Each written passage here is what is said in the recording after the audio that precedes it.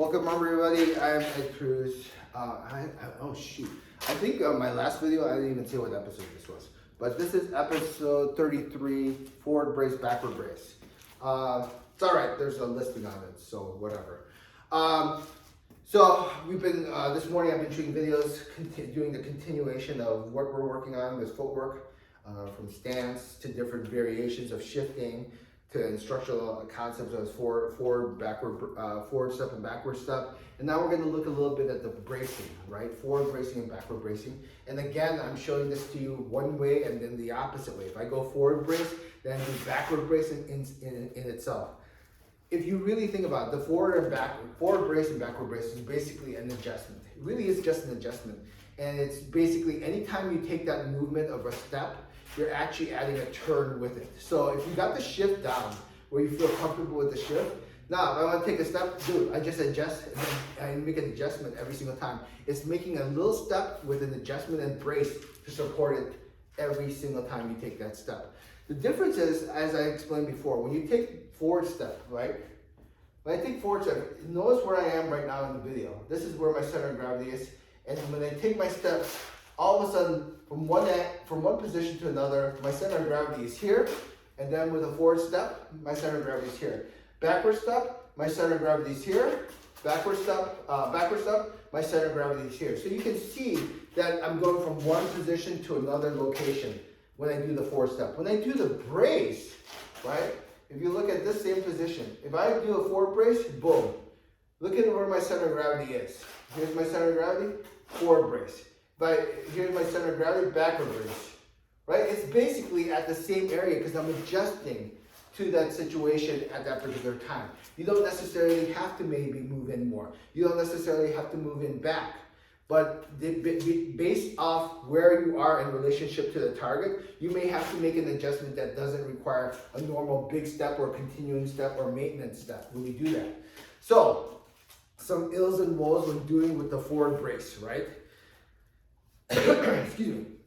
With the brace itself, again, being static on one side is the bigger problem, right? A lot of times people are like, brace. Notice this made its adjustment and then this did nothing. Or backward brace. This did the step, this made no adjustment. Always two. You always have to think in terms of two. When I do my hands, two hands are moving together. When I do my feet, two legs are moving together. Don't focus too much on just the active side. The passive side plays an important role as well. So since my leg is already turned in each kimima, and then I turn like this, a lot of times people are like, oh, I'm just turning my body and then this actually has no place in place. No, this actually has a slight little brace to it itself. I take a little step, see how just a little, maybe even this, and then I brace. Okay, see, I support. This is the supporting leg. That's so important because if I brace, which way is the force going? This has to support my leg.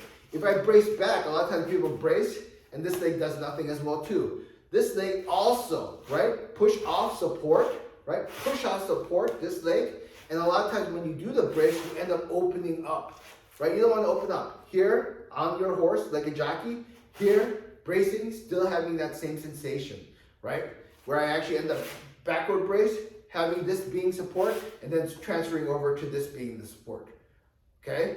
So you gotta remember that the biggest problems with the bracing in itself, and that's not to say I can't take a bigger brace or forward and backward, but the biggest problem is having that leg being static on adjustment, just going like this to brace, to actually move. As minor as this may move, if you can barely see it move, this actually plays its role in order for this to do its motion. So there has to be a balance between the two in order. If you just have one static and not one leg doing it, you are not actually doing the footwork properly, right? So keep in mind, right, that alignment too, when you do the bracing, is very important. If you imagine, like I said, you're on that jockey-like horse, when you take your steps, right? You don't want to ever feel that sensation of being open up, not shoulder width apart. Same thing with the brace too. A lot of times people brace, and yes, you're going on. We talk about rails, like you're walking on the rail going this way, right? When I take my forward brace, right?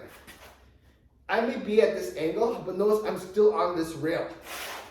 I'm still on this rail, right? I didn't go forward brace, off the rail, forward brace, behind the rail and so forth.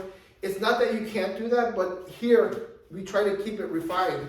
So when you work on it, right? You have somewhere, you create structure first and create boundaries first.